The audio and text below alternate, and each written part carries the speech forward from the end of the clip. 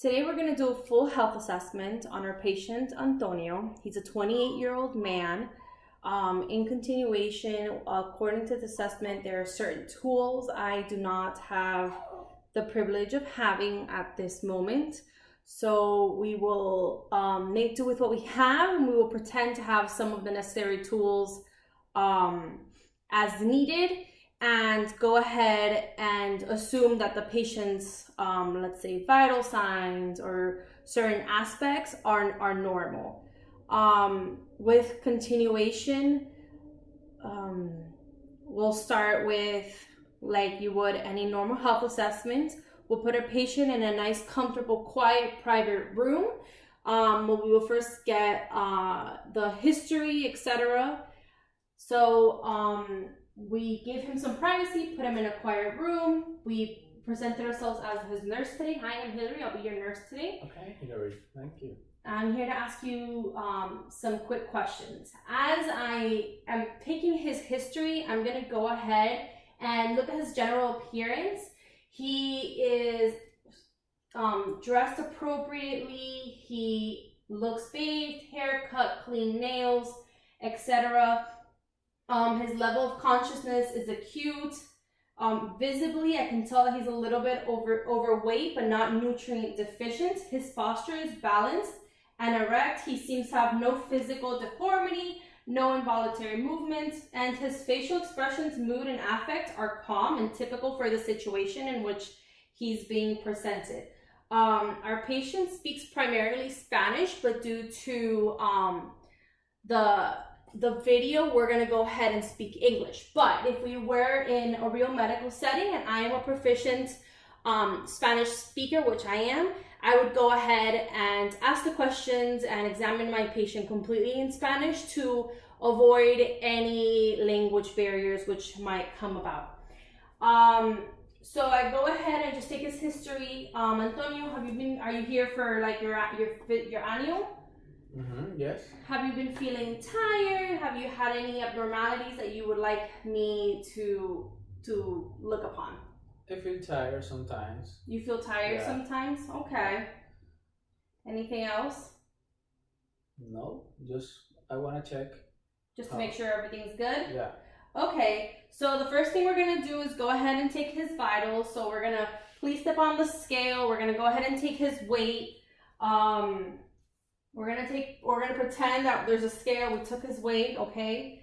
He weighs about 220 pounds, okay? We take his height, he's 5'9", so we would go ahead and calculate his BMI and see. Our patient here is obese at his current weight and height. We would go ahead and sit him down. We're gonna go ahead and take your blood pressure, temperature, etc. Please sit down. So we would make sure that his legs are not crossed, he's sitting comfortably. We would go ahead and wrap the blood pressure cuff around him and relax your arm while we take blood pressure. We'll take his temperature, whether it be orally or temporally. We'll take his temperature. And at the same time, take a look at his respiratory rates, which at this moment are 16. The next step I would take is to check his vision using a Snellen chart. Obviously, we don't have that, so we're going to go ahead and pretend there's a Snellen chart on the wall. Please stand up. We're going to go ahead and check your vision. We're going to stand him at the measured distance away from the Snellen chart, which will be right about here. So step right there, please. To pretend there's a Snellen chart on that wall. Okay. Our patient wears glasses. So for this particular exam, we're not going to take his glasses off. We want to make sure that he has the right prescription and all that. We're going to cover each eye with one hand. So you're going to first cover your left eye, and then he would go ahead and read for me starting from the top all the way to the bottom with each eye. So first the left, then the right, and then obviously both. And we're going to go ahead and assume that his glasses are at the correct prescription, that his vision is 20/20 with the glasses. So to continue the exam, I would go ahead and allow the patient to change into a gown. Obviously, we don't have one appropriately, so our patient doesn't feel comfortable taking off his clothes for this video. So we would go ahead and pretend he's got a gown on, that there's actual privacy, and I would go and and work around that. So you can go ahead and sit down for us.